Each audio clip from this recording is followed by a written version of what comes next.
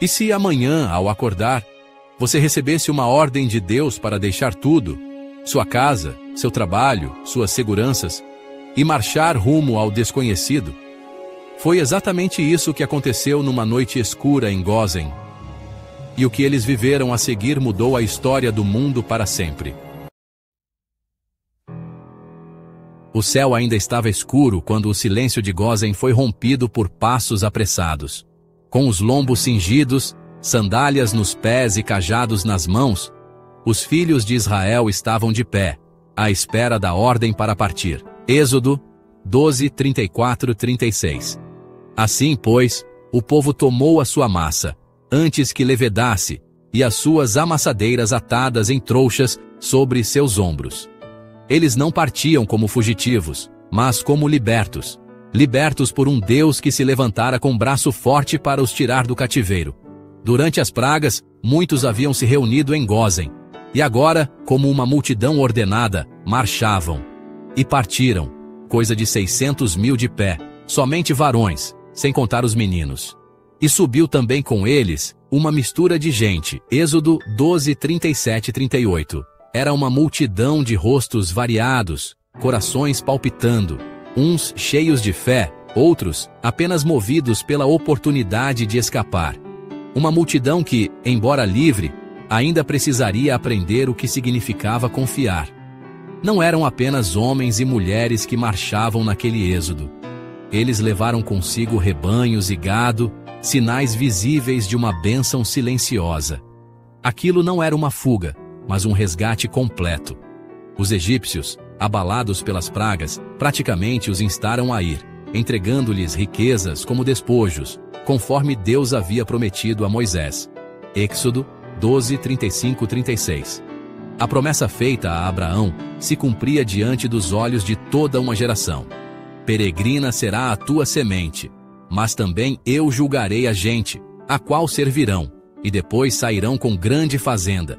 Gênesis 15, 13 e 14. O tempo de Deus havia chegado, e com eles levaram também os ossos de José, a semente da esperança, o lembrete de que Deus sempre cumpre suas promessas. Êxodo 13, 19 diz: E tomou Moisés os ossos de José consigo. Mas o caminho para Canaã não era o mais curto. Deus sabia que o coração do povo ainda era frágil, ainda condicionado pelo medo, para que porventura o povo não se arrependa, vendo a guerra, e tornem ao Egito. Êxodo 13, 17. Então, em vez de irem pela terra dos filisteus, o Senhor os guiou pelo deserto, em direção ao Mar Vermelho. Eles não estavam prontos para batalhas. Estavam desarmados, exaustos, carregando crianças, ovelhas, bagagens. E o Senhor ia adiante deles, de dia numa coluna de nuvem, e de noite numa coluna de fogo. Êxodo 13, 21 e 22. Coluna era mais que guia, era presença, proteção, sombra de dia e luz à noite. Salmos 105, 39. Um Deus que não apenas liberta, mas caminha junto, passo a passo. O deserto era vasto e incerto. O povo marchava, mas com os olhos sempre fixos naquela coluna. E então veio a ordem que ninguém esperava: acampar junto ao mar. Êxodo ali, cercados por montanhas e com o Mar Vermelho à frente, a dúvida voltou a rondar os corações. Não parecia uma escolha estratégica. E não era. Era uma armadilha, não para Israel, mas para o orgulho de Faraó. E eu endurecerei o coração de Faraó para que os persiga. No Egito, o arrependimento do rei não durou. Por que fizemos isso, havendo deixado ir Israel, para que nos não sirva? Êxodo 14, 5. Faraó reuniu seus carros, seus guerreiros, seus sacerdotes. Era uma ostentação de poder humano contra a decisão divina. E enquanto o exército marchava velozmente, Israel acampava, vulnerável, impotente, mas guiado por Deus. O povo via os carros ao longe, brilhando ao sol, e o pânico os dominou. Por que nos tiraste do Egito? Perguntavam a Moisés. A fé vacilava, mais uma vez. Moisés, com a calma de quem sabe quem está no controle, respondeu: Não temais, estai quietos, e vede o livramento do Senhor. O Senhor pelejará por vós. Êxodo 14:13-14. Mas o povo murmurava, dividia-se, e questionava até a coluna de nuvem, que antes fora símbolo de segurança. E foi então que Deus se moveu. A nuvem se ergueu, atravessou os céus e desceu entre os hebreus e os egípcios. Uma parede de trevas para os inimigos, uma luz para os libertos. Deus estava no controle. E tu, levanta a tua vara, e estende a tua mão sobre o mar. Êxodo 14:16. Moisés obedeceu, e como uma fenda nas próprias águas do caos, o mar se abriu. O caminho impossível se fez visível, cercado por muralhas de água e iluminado pela coluna de fogo. Israel caminhava em terra seca.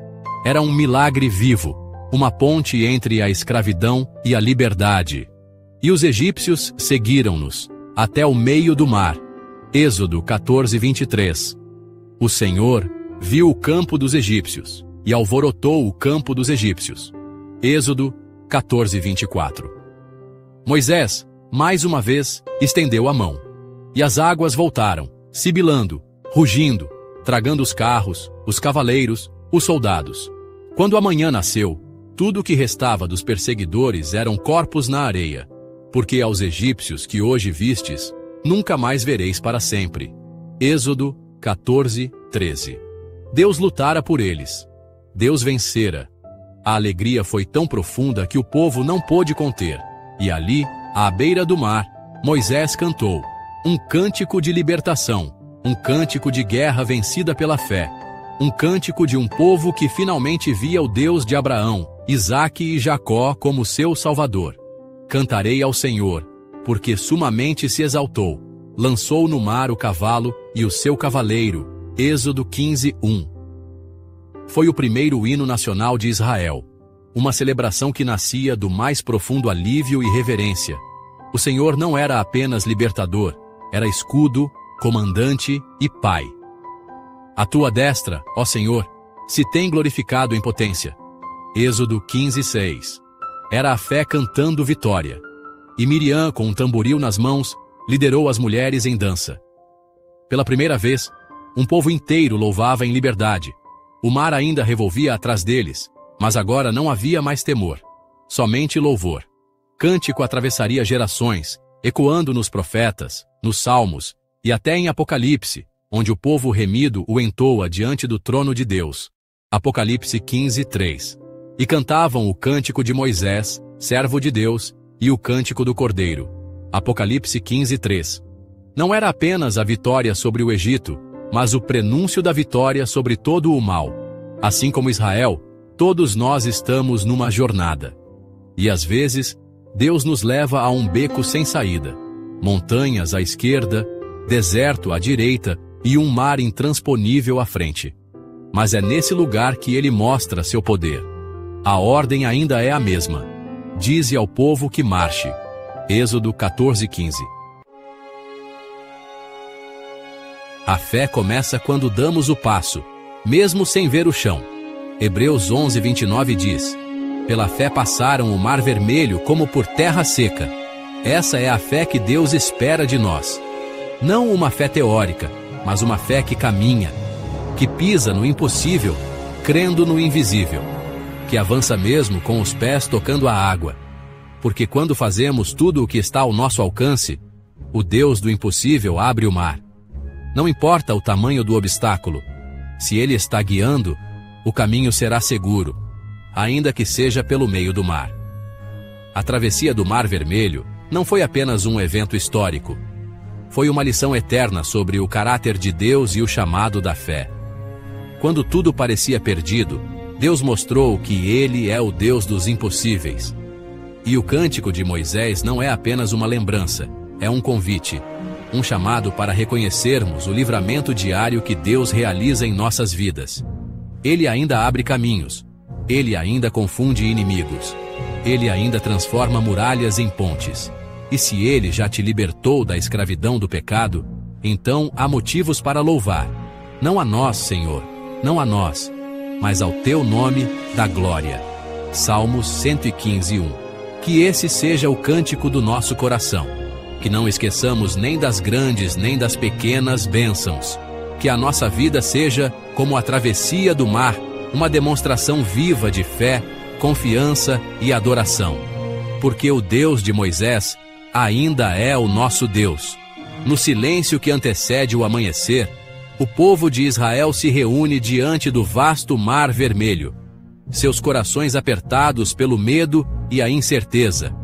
O sol ainda não rompeu o horizonte, mas a promessa de Deus brilha intensamente em suas almas.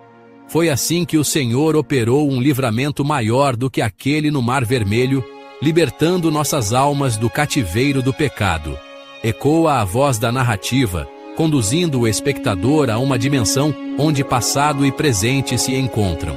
O cântico de louvor se eleva, não apenas como uma recordação histórica, mas como um convite para que cada coração ali sinta a gratidão e a fé que brotam ao reconhecer as maravilhas do Senhor. Louvarei ao Senhor durante a minha vida.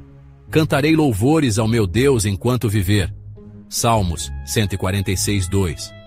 A voz se intensifica, tocando as fibras mais profundas, enquanto o povo se prepara para atravessar o impossível. O medo quase paralisa os passos de muitos, mas a ordem é clara: avançar. Deus não poderia tê-los salvado de qualquer outro modo. Ele escolheu o caminho que testaria a fé e fortaleceria a confiança.